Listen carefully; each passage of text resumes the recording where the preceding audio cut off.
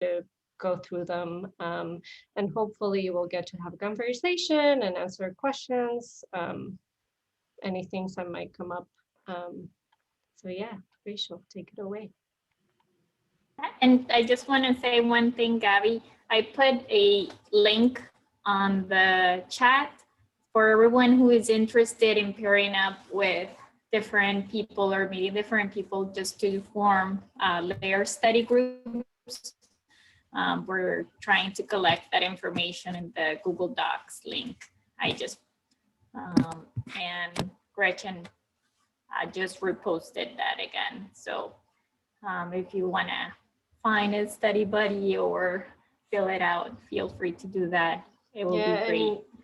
And even if you're interested in future information regarding licensure, LARE, any future events that we might be doing, you can put your email there.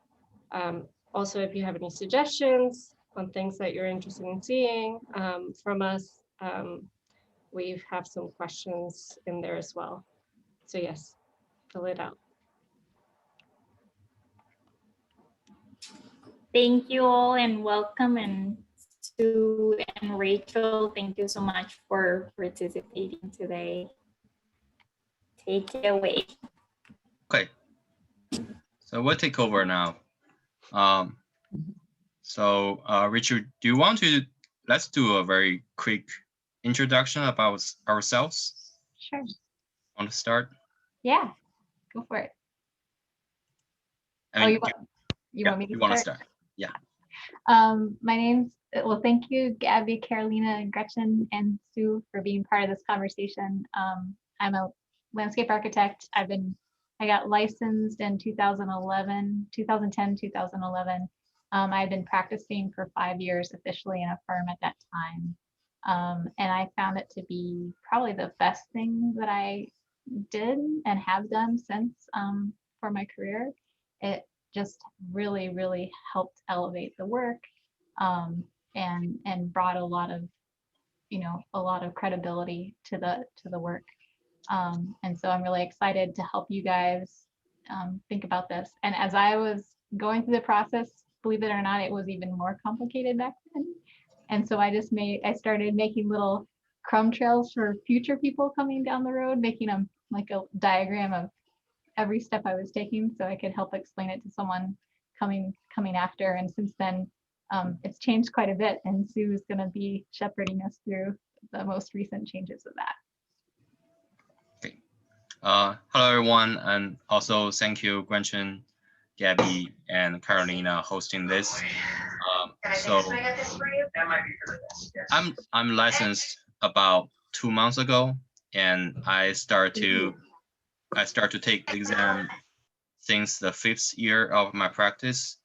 So it took 2 years for me to finish all the sections. The experiences I want to share today is not only the successful part, because I failed section 2 twice in a row. So I'm also going to share some unsuccessful experiences, which is very unique. But I believe it will be helpful for everyone who is going to take the exam. So we'll start. Why we got licensed? So Rachel will start with that project, and she will emphasize on the importance of license. So please, Rachel. Sure. This is like a case study in how licensure most recently, and some people on this call know this project because we helped out with it. Thank you, Jessica. So this is a residential project in our firm in Northampton, Massachusetts. It is in an older part of town adjacent to Smith College, and the lots are really, really skinny. They're about 70 feet wide, and they extend 700 feet back to the river. And many of the houses are really close to the front. So there's a reason for that. There's a huge drop. There's 40 feet of grade change in the upper third part of the property. And you can see in the image on the left, the owner was using the backyard for sledding because it was super steep. But that's why they called us. They one, they hated the front, and they wanted a facelift for the front. So it was an aesthetic request and then also a functional request in the back. They needed to get down to the bottom safely. And so the image at the, they had a lot of erosion, a lot of weird things going on, invasives and stuff on the slope. And the image at the bottom shows the house hidden behind some of the vegetation on the slope. Okay, next slide. So we were deep in the design process. We had an office charrette to think about ways that we could engage water on the site. The family had 2 young girls that loved to play with water, and they were dragging kiddie pools down the slope and with a hose. And so we were looking at ways to use stormwater and potable water, and we came up with a design that leveled a terrace, a 20-foot wide terrace off the basement level for them to have a level lawn closer to the house that they could use, and then a curved stair that went down to the bottom area. We were also limited by a sewer easement, so we had to work within the footprint. And in that process, we were playing with the sound of water and grades and planting and thinking through that. And it was before we started to get into the detailing of walls, and we were thinking about, spread footing, concrete walls with stone, because the owner really wanted like a stone veneer. But they mentioned in one of our meetings that, oh, the real reason why they called us was that they saw a tree go crown first, root ball in the air, tumble down the hill the winter before. And I was like, danger, danger, danger. And then they said, oh yeah, and the year before they purchased the property, the previous owner said that the entire backyard had sunk 5 feet. And they think it was something about Smith College's coal ash had been delivered to everybody's backyards to kind of help even out the slope, and it was settling. And I was like, okay, we cannot continue. We need to get this is a licensure moment. We need a geotechnical engineer ASAP out here. So we had a geotechnical engineer come out and do borings. It was logistically challenging because their typical equipment could not manage the slope, but we were able to get borings. And we found out that the spread fittings would not work on this. In fact, there's something called varved clay, thin layers of sand about the thickness of a finger, sand and clay. This used to be a glacial Lake Hitchcock. And in the spring, when water is moving quickly, sand would deposit. In the winter, when it was moving slowly, clay would deposit. So each of those layers are within a season change of glacial time. But for us, that meant that the entire slope was very unstable and moisture was our enemy. And if we had built this with the spread fittings, the entire slope and possibly the house could have slid down the slope. So next slide. So then we took with our new best friend, the geotechnical engineer, we started shopping for, and they also said that the only thing that we could do was use block walls. I didn't really like the aesthetic of it, but it's what we needed to do to achieve that. The client really wanted, we looked at a couple different designs too. The client just really wanted this design. So we looked at using block walls for this, and we looked at it, we called a bunch of manufacturers, sent the geotech report. Of 4 manufacturers, only one said they could work with our slopes, and they only had 2 products of a 7-product line that could work. And so we chose the more aesthetically pleasing one, and went ahead, next slide, and started developing elevations that show the number of blocks, their size, their units, and thinking about how the top of walls met with the stairs, where the railings went, kind of figuring all that detail, and submitted an entire package for a building permit. So we were on site, we had a contractor. We had also interviewed 3 different contractors to see how they would manage the logistics and if they were comfortable. And we were told the blocks couldn't be more than 900 pounds because they're going to use equipment. That's the smallest piece of equipment they could get out there. That's the most it can handle. So that was another limitation we were thinking about. There's only one contractor that was comfortable with the job. So here we are, they're starting to clear the site. You know, we've got the permit, all the drawings are done, we're ready to go. The client's super excited to get things in the ground. And I say, you know, those shop drawings we asked about a month ago, how's that coming? And oh, well, you know, I think you should call them. We haven't gotten them yet. So I called them. I was like, okay. So I called the manufacturer and he sent me a generic detail and a generic installation manual, which is pretty detailed, but it had nothing about our site conditions, or it didn't have any drawings or dimensions of our walls or height of the wall. It didn't acknowledge the loading requirements. And I said, these are not shop drawings. And the manufacturer's rep said, what are shop drawings? And I said, okay, we have a problem. So we had an emergency meeting with the construction team and I said, we can't, I'm sorry, everyone, but we can't, given this site, we just really need to be careful. We really need to make sure that we follow the right protocol. It's probably going to be fine. Their structural engineer already looked at it, but let's just make sure we're going to follow the right protocol. So they had to stop work for 3 weeks while the manufacturer got the shop drawings done. The day that they were due, we got a phone call, a panic phone call. Either they didn't really look at something or they hadn't calculated or whatever. The product that was being delivered to our site was not going to work. So if we had used their product, once again, everything down the hill, if we hadn't gone through that extra step.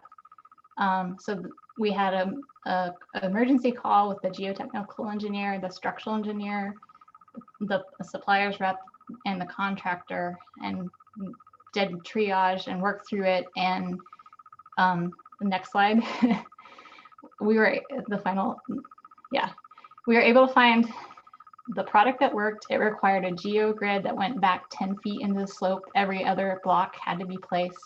And they wanted to keep working in the winter. So, and the geotechnical engineer and the structural engineer approved this. Instead of using the varve clay soils underneath and trying to compact them and keep them dry, they used 3/4 inch crushed stone to backfill this area. And so we were able to go forward. The geotechnical engineer reviewed their drawings and calcs again, found some issues. We went through another course of things. But now everything's going in, everything has been vetted. We can all sleep at night. And what you see in these pictures are, on the right is the view from up above going down to the basement level. So that'll be the future landing for the lawn. It's about 12 feet below the slope. There is a chute in the picture on the left. There's a chute with a gate for kids to still sled out. And that's where they're putting the blocks in the picture on the bottom for the future granite stairs to go down. So I don't think if I hadn't been licensed and I hadn't gone through the process of getting licensed and reading all of that and studying all that, I don't think I would have had the confidence to really push back. I was kind of like, we're in a friendly construction situation here. The contractor has a really great relationship with us. The supplier, we have a really good relationship with them. Like, everybody was doing everything and was in the best interest of the project. And I was kind of being the jerk, saying, I really need this shop drawing. And I'm so thankful that I did. And I'm thankful that I need to do that because of the licensing process.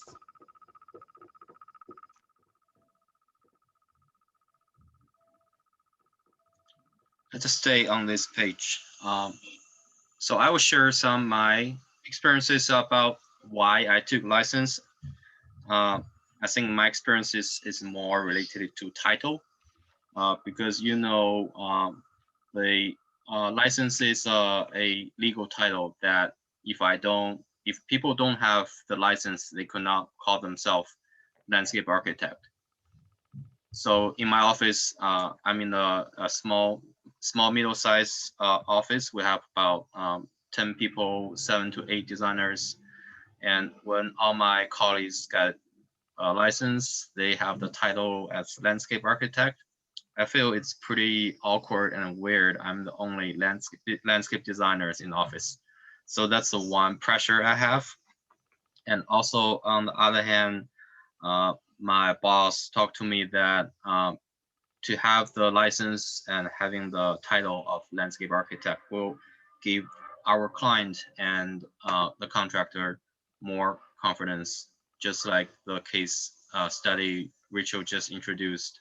So my boss said if I want to become a official project manager, even at that time I already start to work very independently. She said you have to have a license. Okay, so seems that's the deal.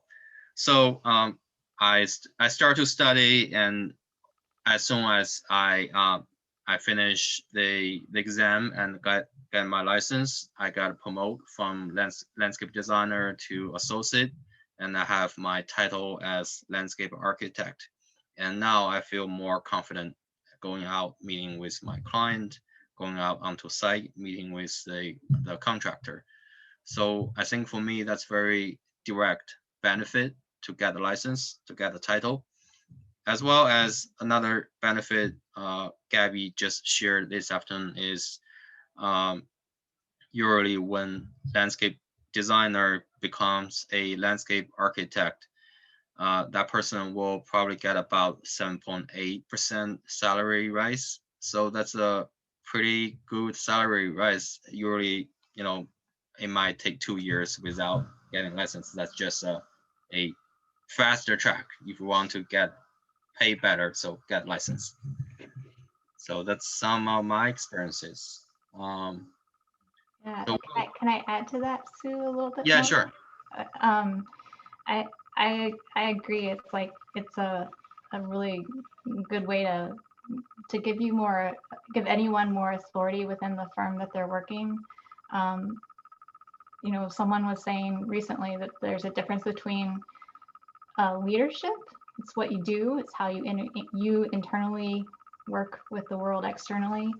And then there's authority, which is given to you by the external world. And you don't really have control over that sometimes.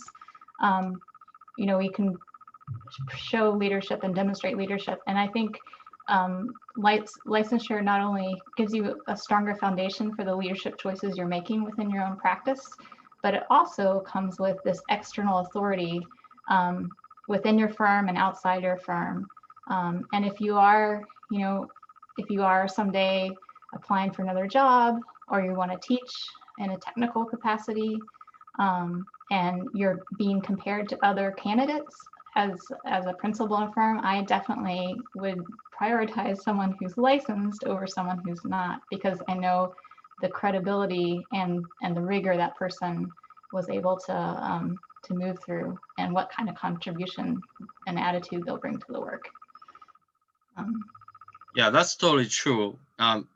That might be one reason why we're here today, because the process takes so long, and the process needs patience, needs reference, needs skills, experiences, everything. So having license itself is a provement that this person is qualified to do a basic landscape design work. So it's like a title automatically coming with you when you're going out for the job market. And it keeps also flexibility too, right? If you wanted to start your own practice, you could. You always know then that the license follows you. It doesn't follow your firm. So it's part of where you go and what you do. And I think, design schools tend to be focused on design, which is great because you need that as a basic skill. But so much of the work is not necessarily design focused. It's more the stuff they don't teach you in school, which licensure does. Studying for licensure does cover, like the permitting and the contract management and the legal implications of different decisions. So I think it's like a second graduate degree in a way, the one that you're sort of studying for on the side. That's totally true. So we'll start to introduce 5 phases, how to get licensed. Rachel will start to share the diagram she drafted. she had this diagram for a long time, which was recently updated to reflect the most recent policy from the licensure board and also from the state. So we'll just go from there.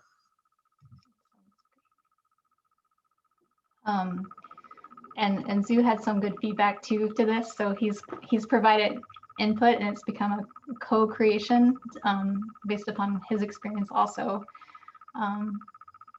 And I think one of Zhu's comments was, can we think about these as big chunks and big phases rather than getting into all the little pieces, which I think was helpful. So the first question, or Zhu, do you want to talk about this part?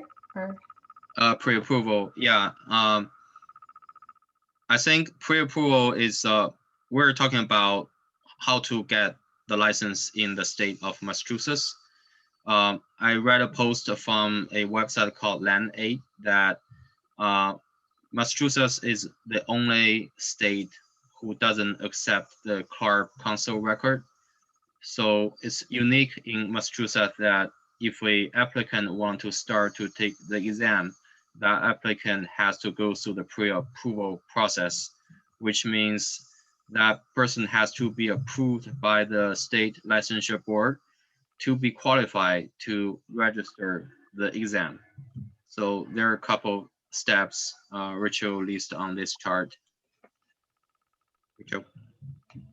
yeah, and so the start in Massachusetts is different. Every state is different. So that might be something after this talk you might want to think about and talk to other people who've gotten licensed and what process they went through in which state. So Massachusetts is a little bit more strict than some of our neighboring states, but the benefit of Massachusetts, at least currently, is that once you get licensed in Massachusetts, as long as you pay your $66 renewal fee, which is low compared to other places, you maintain your license. You don't have to have continuing education credits.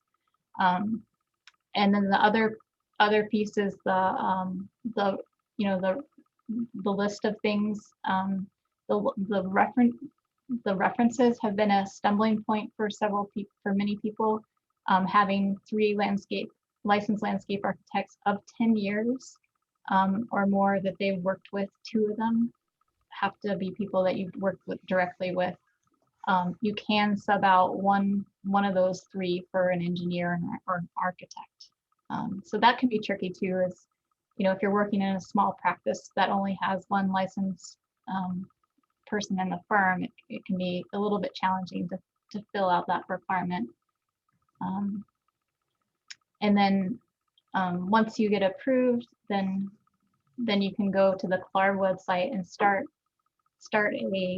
to register. You don't have to fill out the whole record, but if you are, I will say, if you are thinking about in the future, you're thinking about moving somewhere, and so therefore you would need to another state and you might need a license in a different state, or you're thinking about adding multiple licenses to your name, it might be good to go ahead and to gather the references and gather all the transcripts and stuff for both a CLARB record and the Massachusetts application at the same time, so you're not bugging people for references again. But you don't need to, you don't have to do that to start the process with CLARB.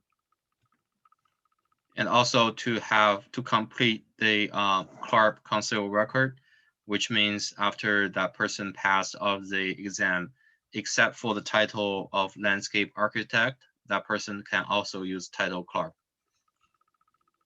So that's the pre-approval paper-based form application, which could be downloaded from Massachusetts government website. So there are some very fundamental requirement, like complete the application and official transcript reference. And so the item 2 is the board will review the application, which is the pre-approval process. So the landscape licensure board will meet 3 times per year. I think it's April, August, and end of year. So they will review all the applicants who apply for the pre-approval. and they review the application. If they approve it, they will directly submit the list to CLARP. Tell CLARP that this person is qualified to register the exam. If they didn't approve that person, they will let the person know. So that's a pre-approval process. And next process is registering the exam. This is the pre-approval form. I did paper-based, and I drop off my form and my reference letter directly to the board office at 1 Southern Washington Street in Boston. But recently, I was told that they use a online digital form, which is the ePlace. I haven't used that, but my assumption is as long as the paper based form is still there, it might be possible to do either ways. Our recommendation is if you are not sure about what to do, just call them or email them. People there are very responsible. So that's the easiest way and most time-saving way if you have any questions. So we'll jump to the second phase, which is register the exam with CLARP. So well, we chose to start that too. Yeah, and as we were saying, if you think you want to apply for reciprocity in other states, and reciprocity means that if you're licensed in one state, but the other state recognizes your license with either no exams or with an additional exam, but it recognizes all the previous work you had done in another state. So, and for example, when I applied for reciprocity with Connecticut, it was just a paper transaction. I transmitted my council record to Connecticut, and I was licensed in a very short period of time in Connecticut. In Rhode Island, I did the same thing, but but I had to take the state exam, which was pretty rigorous with plant ID at the time. I'm not sure what it is now. So once the state board, we're still talking about Massachusetts, the state board sent the list of the pre-approval list to CLARP. When the exam registration is open, you will be able to register the exam on CLARP's website. So you will find this little icon here, which is register, and select your legislation, which is Massachusetts. You can take as many sections as you want at one time, but as far as I know, one person takes 2 sections at one time is reasonable. If more than that seems too intense, but I mean it's possible. So after register on CLARP and pay the testing fee on CLARP, CLARP will send you an email with a link to the testing location, which is person view. So which means you need to register on, signing on this website, have an account, and use the link CLARP sent you to register here. This one is only about where and when you want to take the exam. And due to the pandemic, usually you have to go to the test center to take all the 4 sections. Due to the pandemic, now CLARP and the persons give access to section 1 and section 2 to take remotely, which means you can take section 1 and section 2 at home. So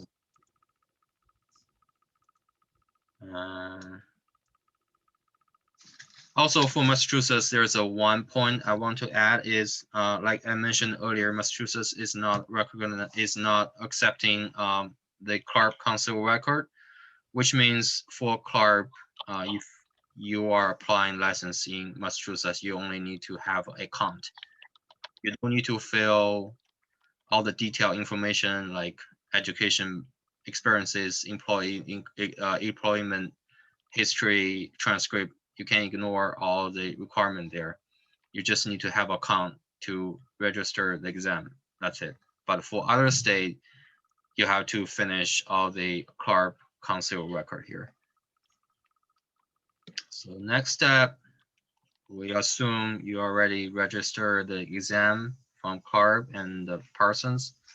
We will go to next phase, which is taking the exam. So Richard, want to start that too? Sure, yeah, and the sections are, in Zoo and other people have different philosophies about pairing. I was told that it was good to pair one grading and drainage and construction with design, because those were hand drawing. Those were actually, at the time I took it in 2010, half of the tests were online and half were hand drawn. So they recommended grouping the hand drawing together. But doing a grading plan with drainage and with the clock ticking on paper. But I think, different people have different theories about why to group things or not. But I do think I could have taken all four at the same time at the point that I was at, 5 years of experience. But there's also something to be said if you can get study materials for 1 or 2 or 3 or 4 to sort of gauge how you're doing before you decide how many to do. So I would get study guides first. Yeah, they what I heard on the LARE prep group from the Google, people nowadays recommend to group section 1 and section 4 because both of them cover some contracting questions or CA procedures questions, and grouping section 2 and section 3 because they're more related to design. So section 2 is about analysis and inventory. Section 3 is about design. There are some questions might be overlapping. But for me, I took after fail section 2 twice in a row. I just try to be more safe. So I took one section at one time, which gives me more time, relatively more time to prepare and less pressure at each time. I think that works pretty well for me. So it's about preparing the exam. This LARE orientation was recently updated I think at end of 2020. It's open resource to everyone. So if you are not familiar with the contents of the test, you can go to CLARP and just Google it and download it. It has very detailed introduction to how the test was written and contents will be tested. So we'll go a little bit detailed for these 4 sections. So that's section 1. I will speak a little bit more here. The contents of section were revised recently, so I think it was 5 sections, right, Rachel? It was. Yeah. And I think they combined D and E into one into overall construction management, something like that. So basically, section 1 is about contract project management. So as per CLARP, it's recommended to take this exam either right after school because there are a lot of terminologies to remember, or after you gain some experiences in the practice, you know how the contract or the construction management will work. So either way, I think for me, when I took section 1, I already had about 6.5 years of experiences. So section 1 turned out to be very straightforward to me. Didn't give me any trouble. And for section 1, there are some books recommended by study group. So the BSLA is planning to have a library about these books, but you can definitely buy the books online and also try to get from your friends or from your colleagues. These are typical books which are helpful for section 1. And section 2 is inventory and analysis. Also, I heard someone said this one is the most difficult one. The reason is section 1, 3, 4, they all have a clear topic which contains 2 tests. But there are some pieces of detailed information CLARP doesn't know where to put them. They just dump all the detailed question into section 2. So that might be the reason I got a lot of trouble. So also for section 2, there are a lot of terminologies to remember. And also there are a lot of, I think, a lot of common sense questions. So we will rely on these 2 books. The site analysis from LARE was mentioned very frequently, and the first one as well, but I think the second one is relative more important for section 2. So section 3 is design. So it's very typical design section, and I will recommend to have at least 3 years of experiences in the office, so you know why the question was asked that way and what the purpose of that question and what's the best answer for that. For me, I took section 3 when I had 6 years experiences, and I barely prepared for that. I think I just did some demo questions, and I try to remember some very confusing terminologies. It might just took me 2 weeks to prepare for section 3. And I don't think it gives me too much trouble. So also here are the books for section 3. I think the time saver standard is like necessary book for every landscape form. For me, it's always just keep reading everything in this book. The one on left is used more frequently for preparing for section 3. Section 4 is grading, drainage, and construction document. I feel a little bit weird because I took section 4 last December, and I think the grading question was asked too easy, no challenge. Even I don't need to do the grading test with calculator. The detail question is very simple too, and only about 1 or 2 detailed questions asked. But there are tons of questions regarding the best management practice about stormwater management.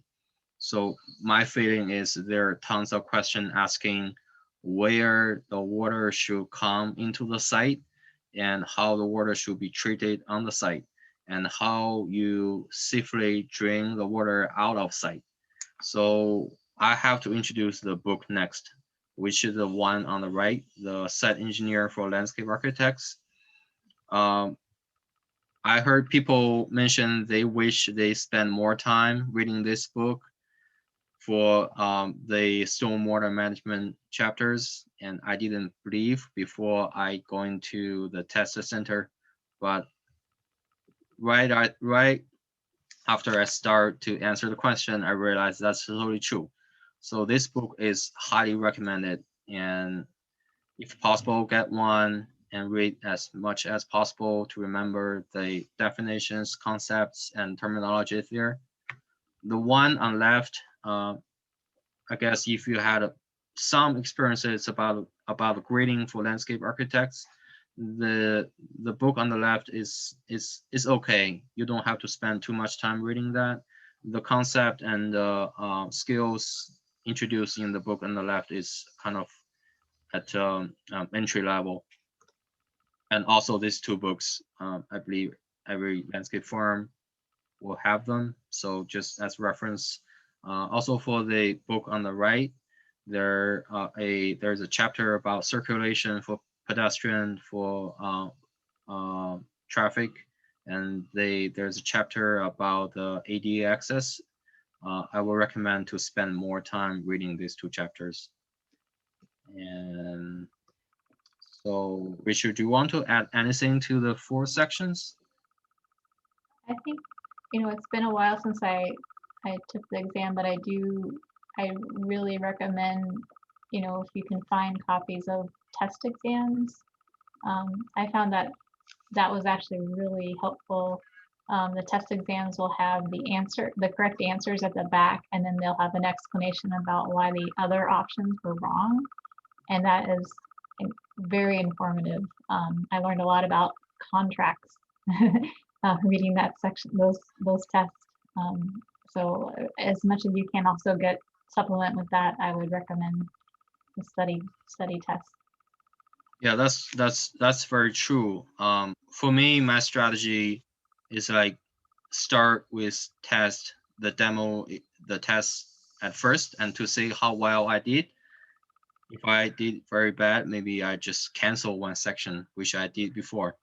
If I did pretty well, I feel more confident, and I just focus on some area which I don't feel very comfortable. So I also want to introduce this website. I believe many of you guys already know this, LARE Prep.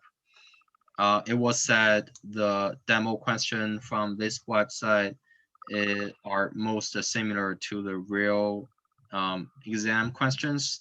And also I heard the LARE exam writers also provide input to this website. So I highly recommend to do that. But you see, there are only 2 demo tests for each section, so don't waste it until you feel you are ready, and go buy it, because you have to buy it and go buy it and try it. The good thing is this website also will give very detailed explanation about why you should choose this answer and why the other answers are not correct. So that's the phase of taking the exam. And after you finish exam, so well, congratulations. We are moving to next 2 phases. Step 4. I'd like Richard to start. Oh, sure. Yeah. So congratulations, you passed all the exams. Woohoo! You're floating on a cloud. And then there's some administrative work that do not let it disappoint you, that you're gonna trudge through and you're gonna get there. So it involves, I'll let Sue get into the details, but involves checking in with CLARB and the state on multiple points and paying some more fees. And just be patient. You'll get there. Sue, do you want to talk specifically about? Yeah, sure. So when we start with the pre-approval process, that phase might sound too complicated, but when you come to this phase, this is time to pay back, because my experience is after the hard work of pre-approval and exam, when you come to this phase, everything is just getting so easy and so straightforward. So after you pass all the sections, you don't need to transmit your record, the CLARB record, console record to the state board, because like I mentioned earlier, Massachusetts doesn't accept that. So it's easier is you just call the CLARB, say, hey, I passed all the exam. Could you please release my score to the licensure board? And that's it. And they will ask you credit card numbers. You pay them $70 fee, and they will release the score to the state board in about 2 to 3 days. So after the state board releases the score, they will ask you to pay the initial license fee, which is $66. You just mail them a check, and after they receive the check, the licensure board will send you email about confirmation, which is also the invoice of that check. And this is the sweet time is you can find your license number on the invoice. So this whole process will only take about 7 days. That license number is the number you have for life within this with the state as a licensed landscape architect. So that number does not change year to year. Exactly. So I think for the ones who want to try Massachusetts, you will start with hard work, and after finish exam, you just enjoying the process of rewarding, and you just keep receiving. Okay, my score is received. Okay, my license number is received. It's it feels pretty good. And then there's So- all the optional swag that you can continue to pursue. So getting a wall certificate that you can frame to put behind your desk. And then, you know, to stamp drawings, the state has certain requirements for your stamp. It needs to have the outline of Massachusetts on it. There's a certain format that you need to pay close attention to. So there are third-party companies that'll make stamps for you, but you just need to make sure that it meets the requirements of the state. Then it also has your name and your number on it, and you can choose a self-inking stamp, which I recommend, because then you don't have to worry about this trying to find the stamp pad and then not finding the stamp pad. But it also gives you a pretty consistent stamp, or embosser, which looks super classy. It just makes a imprint into the paper, but you're limited to just the edges of a document. So if you wanted to stamp the middle of something, it'd be challenging to do. So that's the last phase. When you turn to this phase, so you are already registered landscape architect in Massachusetts, and you are done. So we're done with introduction, and we're ready to answer questions now. That's great. Thank you, Rachel and Sue. Before we get to the questions, and I know that there's some on the chat already, I wanted to take a chance in a moment to introduce Jenny Liu, who's joining us as well for this part. She's a co-worker of mine at Reed Hildebrand. And John Fry is also here. Jenny is in the process of getting licensed in the state of Rhode Island. John Fry has recently passed all 4 exams in the state of New York. So they're here to help field questions if you're looking to get licensed in a different state because of, you know, a different way of doing it, etc. They are joining us. And then maybe there was a question about, Allison asks, once you start the process, how many years you have to take all the exams? I believe it's 5 years. It used to be 3. It's 5 now in Massachusetts. Is that... I think 5 years is not official. Also, I read a post from Land Aid website.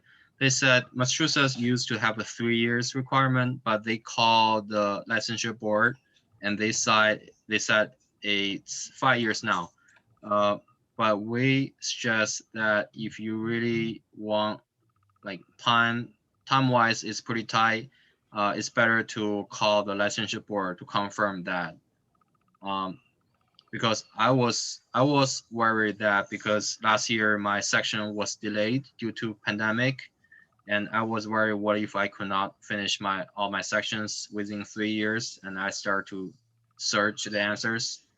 But still, the best way is directly call them to get a confirmation. You know, maybe I'll go ahead and I'll ask Jenny to talk a little bit about, you know, why she chose to do her process in Rhode Island. Because I think a lot of, you know, through this process, like Massachusetts is very specific about everything that you have to do before you even start to take the exams. I think the references and all of these other requirements sometimes become a hurdle for some people. And that's why some of us go to other states to get licensed. And it would be good, Jenny, if you shared a little bit of your experience in general and how it's been for you. Yeah, sure. So initially when I was thinking about getting the license, I actually looked into Massachusetts, but that was last year in April, and then we were in the midst of pandemic that time, and I read about that I should get pre-approval from the board. When the board is meeting in September, I was like, I'm not gonna waste time like waiting for the board to approve. And because I just recently relocated back to Cambridge, so I don't quite have that many references to get in order to get pre-approved. So I look into Rhode Island and also New York. But then for Rhode Island, it seems like the fees are much less than New York. So financially, that's part of the financial consideration. So I decided to take Rhode Island. And for Rhode Island, it's relatively easy because you can just fill out the student record. And then you just ask your school to send the transcript to Clark, and then you can start registering for the exams. So the whole process was pretty simple, but I haven't gone through the last end because I'm still doing section 4 right now. So hopefully next time I'll have more to share. Thank you. Does anyone have questions? Yeah, can I just ask something for Jenny? Why did you decide that you needed to take it before waiting till September? Is it because you already studied for it, or is it because of a job? Or I guess I just wondering why you, instead of waiting to get licensed in Massachusetts, why you went to Rhode Island? Yeah, I would say that's more like a personal decision because I'm on the same project with Gabby, and there's a lot of construction knowledge that I feel I'm still lacking of. So I feel like, oh, maybe this is a perfect time to actually study because I don't get to hang out with friends during pandemic. Why not just use the time to study? And then if I manage to register for an exam, that would be more like a driving force that I need to study now. So it's more like a personal choice. Yep.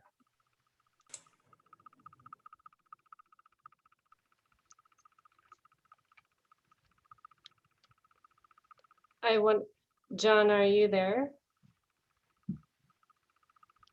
Yeah, I'm here. I wonder if we could hear a little bit from you. Yes, definitely. Yeah, so as Gabby mentioned, I'm in the process. I'm currently in the, if we look back at the presentation, I'm in that 4th step. I passed all 4 of my exams, and I'm in the process of building up my council record before I have it transmitted to the state of New York. There are several decisions that, even though I'm based in Massachusetts, that kind of guided me towards getting licensed in New York, and that was based on where I was working previously. They were considering moving offices to New York. We had lots of projects that were ongoing there. We were continuously teaming with other engineers and companies in New York City. So it made sense to kind of get a look into licensure in the state. It also made it easier for me to just start with taking exams through not having to go through Massachusetts process because most of my bosses and experience was abroad, and none of my bosses were licensed in the US as landscape architects. And we considered the process of having like my German landscape architecture boss actually get his license in the US, which became really complicated. So we kind of abandoned that process, but being able to get licensed in New York meant that I could start taking the exams right away. So I took them. It would have been a 1.5 year time period, but was 2 years total. I skipped 2 exams that happened right around the pandemic. So I basically took, I think it was April 2020, maybe August 2019, December, and then December 2019, and then skipped the April 2020, and then just finished my last exam in December this year, in 2020. So I also just took the exams straight through, 1 through 4. And in the meantime, I've also switched jobs, and I work with Weston Sampson now.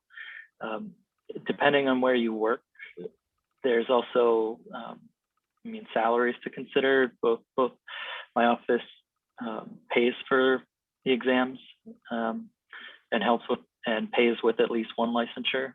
But then they also will consider getting licenses into salary increases too, like automatically. So there's a bit of an incentivization to do that. So.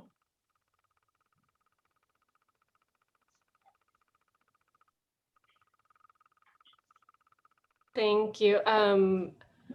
I wonder, like one question that I think a lot of us like constantly sort of wonder about and kind of like floats out there. Like, I think one is like, when is the right time to do it in your career? You're allowed to do it after 2 years in practice. But is it, there's, depending on what the tests are, like there's this whole conversation of how the test can help you evolve in your professional career, or how, if you wait a little bit longer, what you're doing at that stage of your professional career might help inform the questions of the tests and have that come more easily, rather than you having to like absorb it all without having encountered it yet. And I wonder if you guys could speak a little bit about that. I know it's different for everyone, but that kind of like relationship between timing and what you've encountered versus not, and what's going to come from the exam, and then you're going to encounter it later in the work. Yeah. I can start from my experiences that I didn't prepare to take the exam until the 5th year of my practice. I mentioned during the presentation that at that time, all my colleagues are either licensed or on the way to be licensed. So I started to feel peer pressure, and I started to prepare for that. So I think my experience is a little bit reverse, because by the time I started to take the license exam, I already had about 3 years of construction administration experiences, and I feel pretty confident about detail about the CA, about construction, and also I involve some contract part of the projects. So I don't expect I will have much challenge until I fail section 2 twice. Actually, I was pretty upset because I thought I should be ready, just go ahead and pass all of them, but I failed section 2 twice. But at that time, luckily my boss said it doesn't matter. It doesn't matter how many times you fail, just keep taking. So I keep taking, and I passed the section 2 on the 3rd time. But really, what gives me more confidence is on section 3. Because I know I had a lot of design experiences, and on section 3, it's like all the questions asked are related to my practice. I know where the best location for the site entrance will be. I know the best layout for the lighting. I know the best orientation for different functions of the programs. So I passed section 3 easily. Barely prepared, and I feel like, okay, maybe my experiences is the best preparation for the LARE exam, instead of spending all the time reading the book. So that's my. I also was probably 5 years into practice, so I had a body of experience to lean on to connect these concepts back to. And I'm trying to think if I could have done it any earlier, and it's hard to answer that because I like the experience I had, so it's hard to think about an alternative experience. I think I probably could have done it earlier. I think I think I probably could have. I told the management, we have employee evaluations, and I had been doing a lot of stuff that was way above my skill level, managing, big groups of staff and external consultants. We had a lot of turnover that year, and I was really growing into leadership roles fresh out of school, and just really growing and expanding. And I think for me, it kind of helped provide that scaffolding that I desperately needed to continue to do the work. And it helped kind of reshape the conversations. And so I don't know if I think it might be more not numbers of years, but maybe the type of experience you had. And if you're at a point where you're sort of butting up against the constraints of the task you're given or how you're working within a firm, it may be a really good time to kind of push those boundaries through the licensure process to kind of help bring you up, internally and externally up a level and help you grow. When you're ready to grow, it's a good time to do it.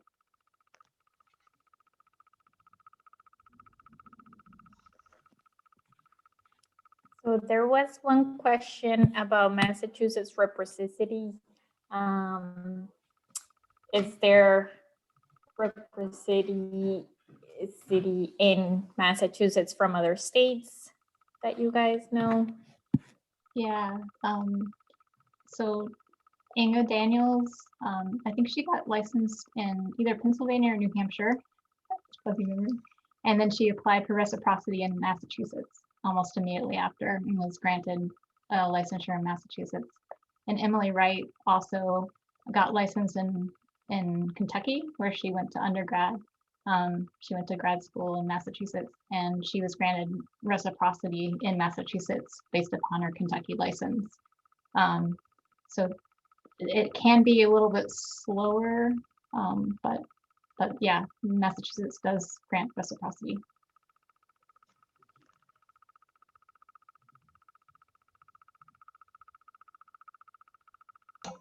Do you still have to meet all of the other requirements for Massachusetts licensure, since some states, may require fewer years of experience or different sets of recommendation? I know many states don't have that, don't require that your recommendations come from people who have held their own license for over 10 years. So if you got licensed in a state that didn't meet all those requirements, does that influence whether you're granted reciprocity in Massachusetts? I'm not sure.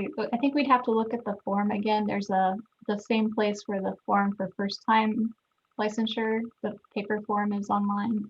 There's also a reciprocity form, and I can't remember if it's I think the that's same the material. same form. Oh, sorry, Sue. I think that's the same form on Yeah. the page 1. I can share the screen again.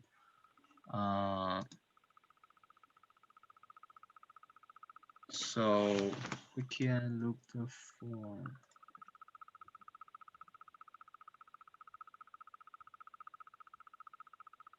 So that's the same form. I think you see, you just pick either the first time examining or the first time reciprocity. So the contents are identical.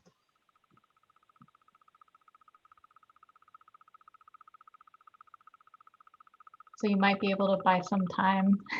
You need another reference, or you need a little bit more time from someone to be your reference. You might be able to buy more time that way.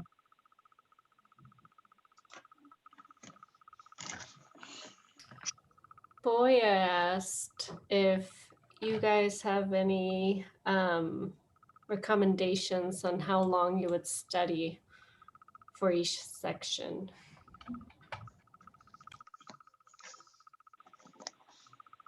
I think for me, I took a LARE prep course in Rhode Island. the Landscape Architect Society of Rhode Island had this kind of lecture about 1 year ago or 1.5 years ago. So it was recommended that the preparation time should be no less than 4 weeks and no more than 2 months. Which means the preparation means you have to reserve a chunk of time every day to the study, maybe 1 hour, maybe 2 hours, but that means it will be a continuous 4 weeks to 8 weeks. I think that works pretty good to me. I use this strategy. I spend about 2 hours every day, weekday on the study, and about maybe 4 hours each day during weekend for each section. And I think my preparation is about 4 weeks, because my feeling is there are a lot of pressure. If the time lasts longer, then it runs you down and you just don't care. If the time is not long enough, then there's not enough time to cover all the important topics. So yeah, for me, 4 to 8 weeks.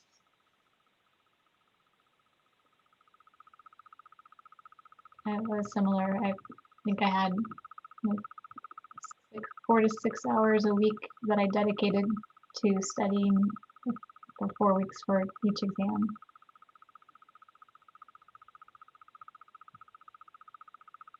Then somebody else asked if there is a time limit given to you by CLARB to start and finish all of the exams.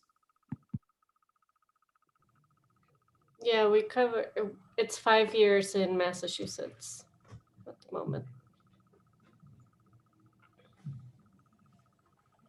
I think I also would like to share some of the maybe study strategy, and also Rachel, Jenny, and John. I think it will be good if we can all share our experiences about the preparation. So for me, my strategy is I start with one old sample questions and without study anything. So I just do that set of questions based on my experiences, and I calculate the score to see how well I did. And also usually you can find like this group of questions about this topic, and you will find that group of questions about another topic. So I know where my strengths and weakness is, and I start to read more books and reading materials, just try to cover my weakness point. And when I feel I'm overall improved, maybe it takes 4 weeks, I will reserve another time to do another demo test, usually from LARE prep. So I know how well I do again. And usually at that time, I already, reach to the passing score line. At that point, I just need to continue memorize more terminologies and doing more practice. But I think that strategy works pretty successful for me.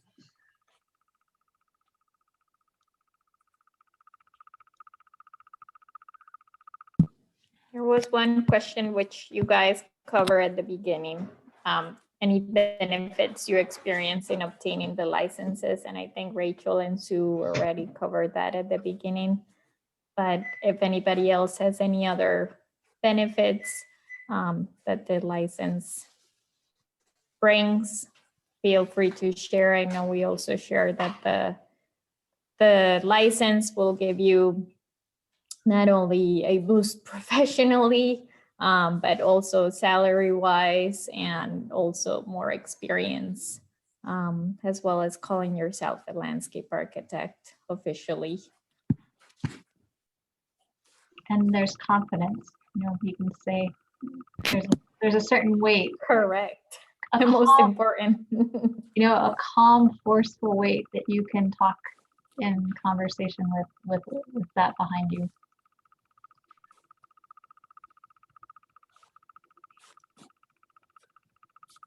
Let me see. There's We one have more a couple. question that, yeah.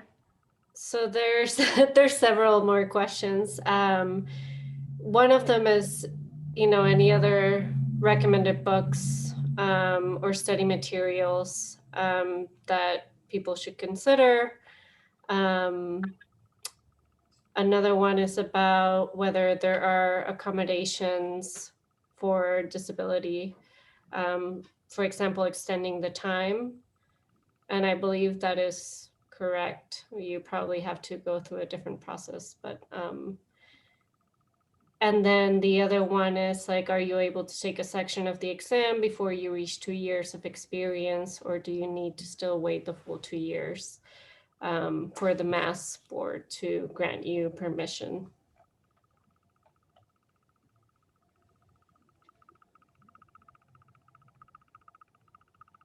I can answer the question about additional study materials. I think there are more than enough study materials online. So I think the tricky part is to find the right resource to get these materials. My recommendation is first there's a LARE prep group on Google. So join that group. They have discussion of all the topics every day, a lot, and sometimes people there, if they have a photocopy of one material you need, usually they're willing to share, and also asking for your schoolmate or your colleagues, especially the one who already took the exam. They might have a lot of materials to share. And also, very important thing is the BSLA EP is working on the LARE prep group. So I believe that group will be very strong supporting for the ones who want to have more prepared materials. Yeah, I'll add to that. What Sue just mentioned, we're trying to get it sort of like get an effort going of first trying to figure out what people think would be useful in helping you study and prep for the exams. That's why we're putting out that form, that Google form for you to fill. Part of that will be, trying to figure out a way in which our group can and the BSLA can provide some of those materials to be out there, and that being whether it's books for studying or study flashcards, and that's something that we're starting to put together. But if you have anything that you would like to see, any suggestions, please fill the form and we'll be reaching out. This is only the start. Yeah, you'll learn a lot from study groups and other people. To answer the question about taking the exams before you're pre-approved, if you want to pursue Massachusetts, don't do it. That could negate your application. But if you are going to go a different route, I would check with that state specifically to see what their process is so that you don't jeopardize your application.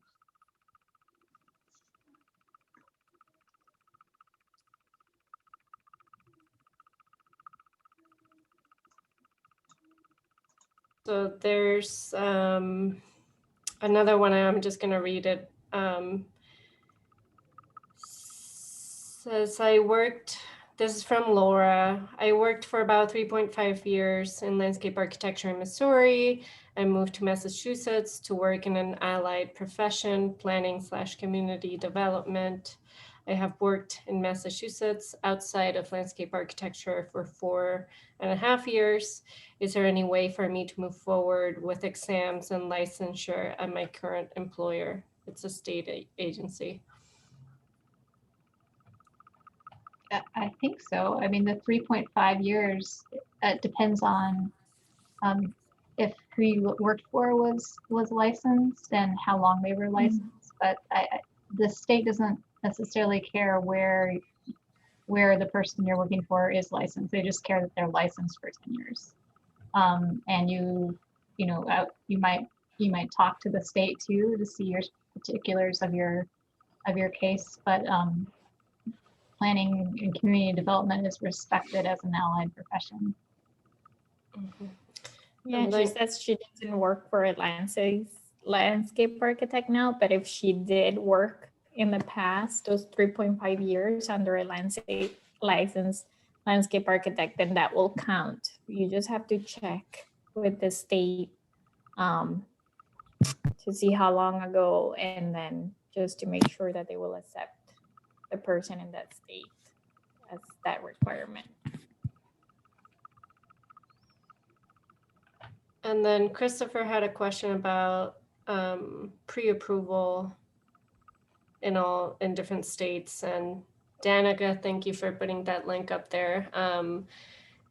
Rules differ based on which state you're trying to get licensed on. So it's really, the best thing to do is to go to each state's and just figure out what the requirements are for each. And there are resources out there like what Danica put out there that will help you figure out what would fit best based on what you have.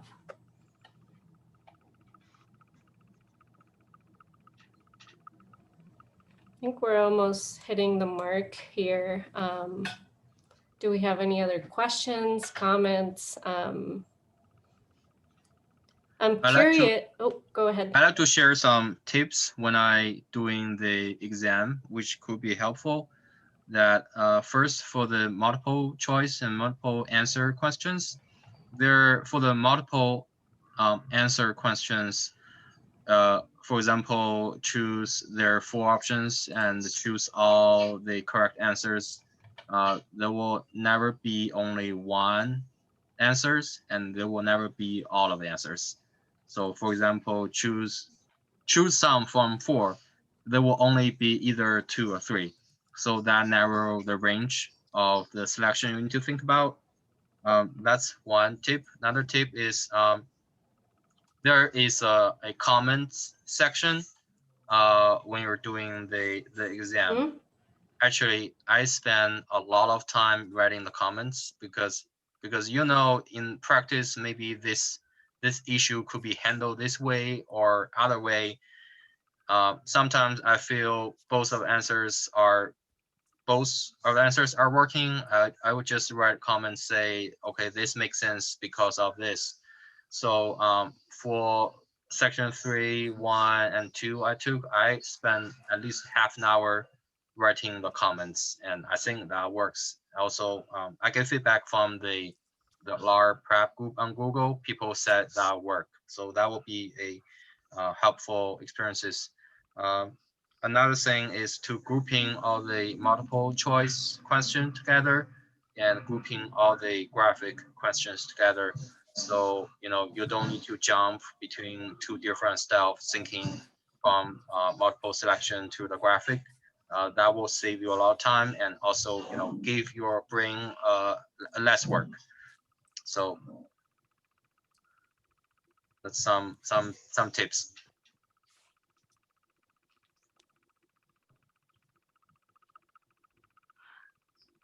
I just posted on the comments, when we mean the state of Massachusetts, I just posted the information and the link and where you can email questions. Then you can reach out. And LARE website also has a lot of information for each of the states. So you just have to click on the state that you would like to get licensed. And then it will give you all the information. Lauren, I'm not seeing, and Natalie, for some reason, I'm not seeing your questions.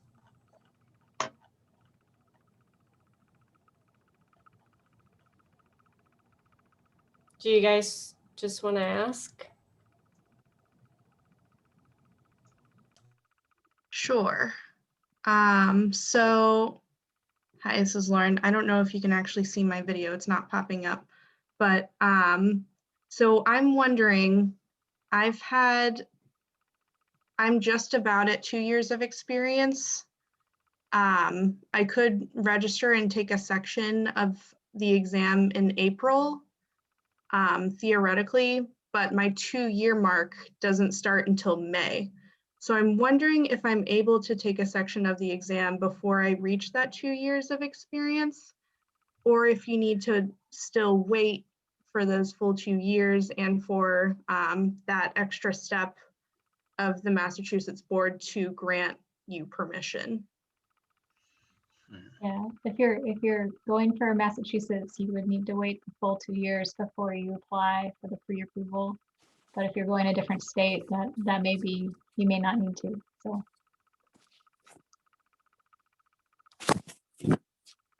I'm also thinking just giving them a call might be a good idea because there's only 1 month shy.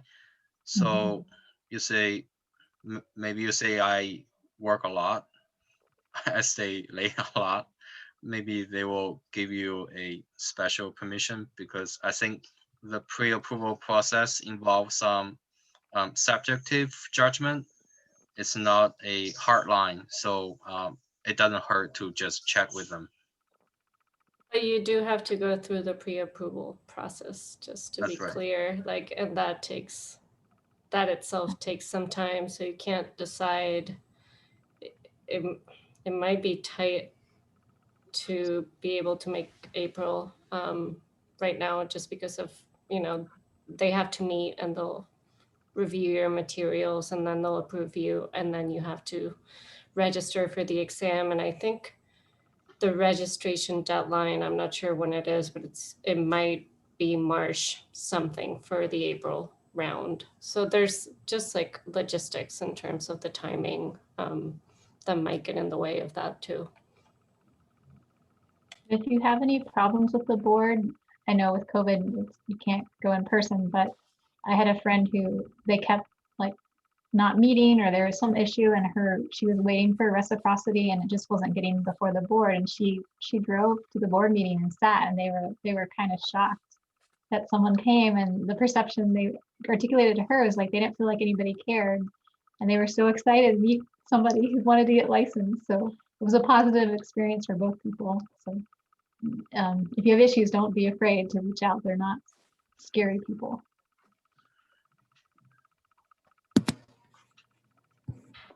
And Natalie, your question was on the disability question, or was there any other question? Because we answered that one already. Just wanted to check before. There's a few minutes left. Yes, my question was just based off of disability accommodations and just knowing what avenue you should be going through to either get approved for disability accommodations. Is it just emailing the CLARB administration information to schedule the testing, or is there a different avenue for that? That's a really good question. Thank you. We can try to find out. Yeah. But I think you have to follow the same process. It's just that you have to let them know, if there is some sort of disability that applies, you have to let them know in advance so they know how to accommodate you. I would definitely email the landscape architects at mass.gov and ask that question, because they will be able to tell you more directly. I don't know if anybody here has any experience with that, but I know that they do accommodations. I wonder if it might also be directly with who's administering the test. So there might be several steps there.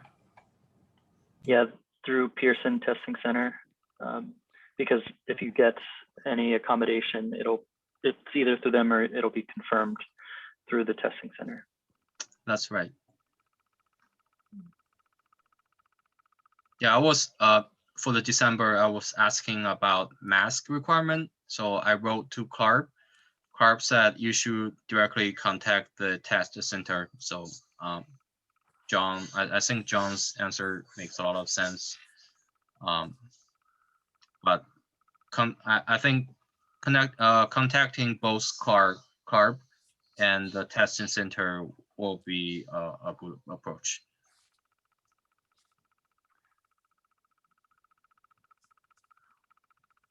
Any last questions? I think otherwise, I mean, I guess maybe I will go ahead and ask you guys a couple of questions before we leave. First, was this helpful? Do you feel like you'll go and start the process now? Are you interested in any other future events where we talk maybe in more detail about, you know, either how to study for certain sections or what to do in the process? One of the things that we're trying to get together is, you know, these informal sort of happy hour, little Zoom events where people come together, and maybe they're targeted to more specific topics related to the process, and whether that seems like it's something you guys would be interested in joining. Just let us know how we can help you, and we'll try to make it happen. Mm-hmm. Yes, let us know. And then if you can, Gretchen, just put the link again for the study group or mailing list. If you want to sign up for that, that's very helpful for us to keep track if you are interested. And thank you all so much. Special thanks to Sue, Rachel, and Jen. Thank you so much for collaborating today on this topic. And it was great. Thank you so much, everyone. And if you have any other suggestions or you would like to join the Emerging Professionals team and would like to help out, we're always welcoming new members. So if you want to join, just reach out either to Gabby or to me, and I will post my email so that you guys have it, and then we can get you on our next meeting. And we're having our first kickoff sort of like committee meeting this Thursday at noon. Sort of welcome new members and people that want to get involved. So reach out if you want to take part in that meeting. We'll send a calendar invite. And I believe, Gretchen, you will share the presentation and the slides, yes? So for those wondering, it'll go out. You'll be able to see everything that was shared tonight. Thank you so much, everyone. Have a great night. Thank you. Good evening. Bye. Thank you all. Thank you all. Take care.